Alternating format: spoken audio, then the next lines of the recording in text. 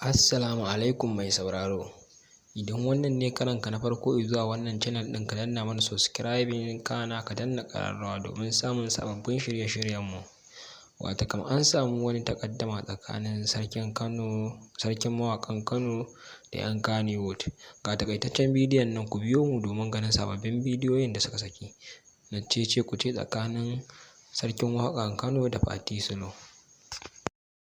Za ka rantse tsakaninka da rabbi samawati wace ya ce baka taba ci a ciki ba, ko kuma ka ce baka taba cin wata yarinya a cikin Kannywood ba.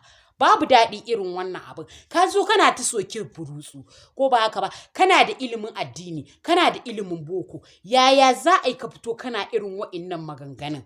Fi sabilillahi, ya kamata abin da kai din nan.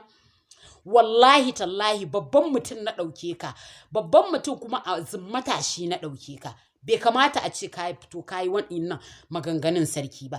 Ko ina ya ɗauka, TikTok, YouTube, ka gane, Instagram, ko ina yanzu maganan nan ya zaga. Dan Allah, dan Annabi, yanzu misali maganan nan da kai, kana tunanin cewa mutane za su so ka ne saboda maganan da kai?